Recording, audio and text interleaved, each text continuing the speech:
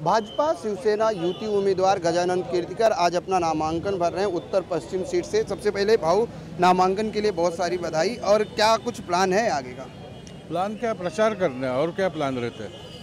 जो उम्मीदवार रहता है सामने वाला भी प्रचार करेगा, मैं भी करूंगा, मेरी पार्टी के सब कार्यकर्ता प्रचार करेंगे। हमारे 6 विधानसभा क्षेत्र है, हर विधानसभा क्षेत्र में हमारे आमदार है, 23 नगर सेवक है और शिवसेना, भाजपा, आरपीआई ये सब के कार्यकर्ता जुड़े हैं। जिस तरीके से कल बीजेपी के द्वारा संकल्प पत्र जारी किया गया और कांग्रेस जो है इस संकल्प पत्र को बोगस बता रही है, फर्जी बता रही, झूठा करार दे रही, क्या कहेंगे? अब देखिए, 5 वर्ष राज्य करने के बाद जो अधिकार पंतप्रधान नरेंद्र मोदी जी को रहता है, जो सरकार 5 वर्ष चलाया, जिस ढंग से उम्मीद के साथ बहुत सारी योजनाएं सफल बनाई, तो यह संकल्प बीजेपी का जो रहेगा, सरकार का रहेगा, वो सही रहेगा और उसको विफल बनाने का काम तो कांग्रेस को करना ही करना है। आपके सामने कांग्रेस से संजय निरुपम उम्मीदवार हैं। कल वो नामांकन के दौरान कहे कि गजानन कीर्तिकर जी 5 साल अपने क्षेत्र में दिखाई नहीं पड़े और जनता से मैं यही मुद्दा लेकर वोट मांगूंगा। जनता उसको बराबर समझ देंगे। देखिए कि मैं 5 वर्ष में काम जो किया, काम के बलबूते पर मैं फिर एक बार चुनाव के अखाड़े में उतरा। मेरे पार्टी को, बीजेपी को, सबको बताया कि मैं काबिल है कि नहीं। और मेरा ऑफिस है गोरेगांव में, 150-200 लोग हर दिन मिलते। शाम के समय जो कार्यक्रम रहता है पार्टी का, कहीं समाज का, उसके लिए मैं दाखिल होता है। तो मेरा संपर्क, और इससे आगे क्या संपर्क रखे मेरे समझ में नहीं आता है, लेकिन संपर्क जारी रखा है, संपर्क करता रहा हूँ और संपर्क में भी हूँ। बिल्कुल, संपर्क करता रहा हूँ, करता रहूँगा।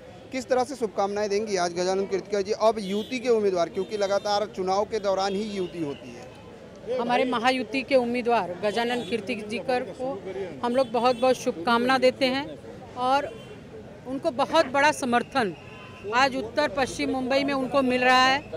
वो जन के नेता हैं, जन जन के नेता हैं। और ये कौन ऐसा बोलता है कि वो 5 साल में दिखाई नहीं दिए? 5 साल में वो सभी के बीच में रहे हैं, सबकी सेवा की है। उनके माध्यम से हम आमदार, हम नगर सेवक, उनके लीडरशिप में हमने काम किया है। मेरी बहुत बहुत शुभकामना है और वो इसके पहले भी जीत के आए, आज भी जीतेंगे और जनता की फिर से सेवा करेंगे। उनको जनता समर्थन देने वाली है और अवसर देने वाली है कि वो फिर से सेवा करें। यही मेरी बहुत बहुत शुभकामना है और हम सभी लोग, महायुति के सभी लोग उनके साथ हैं। ये मेरी बहुत बहुत शुभकामना है। देखो, झूठा बताने की बात तो उसमें पहली बात यह है कि पिछले 5 साल में मोदी जी के नेतृत्व में इस देश में सरकार ने जिस प्रकार का काम किया है, वो पिछले 70 सालों में इस देश में कोई भी सरकार ने इस प्रकार का काम किया नहीं है।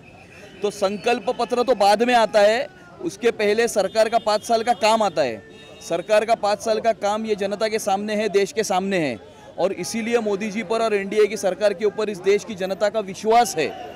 और मुझे ये पूरा विश्वास है कि जिस प्रकार से पहले 2014 में संकल्प पत्र था, उसी प्रकार से सरकार ने काम किया और अभी जो आने वाला संकल्प पत्र आने वाले 5 साल का रखा है, उस पर भी काम करके जनता ये पूरी बहुमत के साथ नरेंद्र मोदी जी के नेतृत्व में एनडीए की सरकार लाएगी, इस पे हमारा पूरा विश्वास है। राम मंदिर का मुद्दा जो फिर से संकल्प पत्र में आया, 5 साल 2014 में भी राम मंदिर का मुद्दा रखा गया था, एक बार फिर रखा गया है, क्या कहेंगे इस बार राम मंदिर बनेगा? देखो, इसकी कानूनी प्रक्रिया शुरू है। सुप्रीम कोर्ट ने 3 लोगों की एक कमेटी अपॉइंट की है इंटरलोकेशन के लिए। वो कमेटी अपना निर्णय करेगी और उसके बाद में कानून की जो प्रक्रिया होगी वो पूरी होने के बाद आने वाले समय में जल्द ही राम मंदिर अयोध्या में जरूर बनेगा। किसानों के 6,000 रुपए, बीजेपी 6,000 और कांग्रेस 72,000 का ऐलान कर चुकी है। क्या लगता है कि 6,000 के हिसाब से किसानों को एक दिन में 18 रुपया मिल रहा है? 6,000 रुपये का जो मिनिमम सपोर्ट इनकम जो हमारी सरकार ने घोषित किया, उसकी पहली किस्त 2,000 रुपये की सरकार ने किसानों के अकाउंट में ट्रांसफ़र की। 72,000 रुपये का जो उनका जो भी वो वादा है या जो उनकी घोषणा है, वो पूरी बोगस है, सबसे बड़ा झूठ है। अगर वो होता है तो कोई भी सरकार, ये कोई भी अर्थकारण का कोई, अगर आप इकोनॉमिस्ट को पूछोगे तो इस प्रकार की कोई भी स्कीम भारत देश में चल ही नहीं सकती है। तो ये चुनाव के लिए झूठ बोला है राहुल गांधी ने। एक तरफ कांग्रेस से संजय निरुपम, दूसरी तरफ से शिवसेना से गजानन कीर्तिकर, क्या कहेंगे 2000 किस तरह की लड़ाई होगी? और आप वहाँ पे खुद एक ही वाक्य में कहूँगा कि गजानन कीर्तिकर जी पिछले 5 साल में 1000 से ज़्यादा प्रश्न सांसद में अपनी जनता के लिए पूछ रहे थे। और पिछले 5 साल में संजय निरुपम ने भारतीय सेना ने जो आक्रमण किया, उस भारतीय सेना के ऊपर प्रश्न उठाने का काम संजय निरुपम ने पिछले 5 साल में किया है। जनता के सामने दोनों ने किस प्रकार के प्रश्न उठाए ये सामने है, जनता इसका जरूर निर्णय करेगी। धन्यवाद हमसे बात करने के लिए। ये थे अमित साटम विधायक। और जिस तरह से अगर बात करें महायुति के कैंडिडेट जो है वो आज नामांकन भरने जा रहे हैं, गजानंद कीर्तिकर जी। और जिस तरह से बीजेपी, शिवसेना और आरपीआई का समर्थन है उनको, वहीं साफ तौर से कहना है कि जिस तरह से कांग्रेस ने घोषणा पत्र में 72,000 रुपये देने की बात कही है वो पूरी तरीके से बोगस है। जहाँ एक तरफ बीजेपी के संकल्प पत्र को कांग्रेस जो है बोगस बता रही, दूसरी तरफ बीजेपी जो है कांग्रेस के संकल्प पत्र को बोगस बता रही है। लेकिन देखने वाली बात यह है कि 2019 का जो सत्ते का ताज है वो किसके सिर पर सजता है। महाराष्ट्र में आज जो है शिवसेना महायुति के उम्मीदवार गजानंद कीर्तिकर अपना नामांकन भरने जा रहे हैं। हमारे साथ मौजूद हैं महाराष्ट्र के मंत्री रविंद्र वायकर जी, उनसे जानते हैं सर किस तरह से शुभेच्छा देंगे आज गजानंद कीर्तिकर जी को। इसके पहला भी गजानंद कीर्तिकर जी खासदार थे और अभी भी भारी वोटों से यहाँ मुंबई के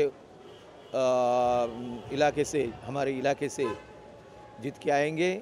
और मेरी शुभकामना है, अभी लास्ट टाइम 1,82,000 से आए थे, इस टाइम वो 3 लाख के ऊपर से मतों से वो चुन के आएंगे।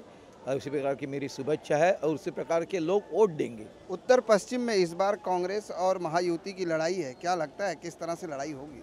क्योंकि संजय निरुपम भी प्रबल दावेदार एक नकारात्मक आदमी है जिसके ऊपर देखने के बाद भी लोग कहते हैं कि ये आदमी बाजू में भी खड़ा रहने के लायक नहीं, कि इसके लिए नकारात्मक वोट उसको मिलने, यानी उसको जो सकारात्मक वोट हमको मिलेंगे और नकारात्मक उसके बाजू में जाएंगे। और इसी तरह 3 लाख वोटों से माननीय कीर्तिकर साहब जीत के आएंगे। जिस तरीके से कल संजय निरुपम ने नॉमिनेशन के दौरान कहा कि कीर्तिकर 5 सालों में जनता के बीच में नहीं है और यही मुद्दा लेकर मैं वोट मांगूंगा, ये गलत बात है।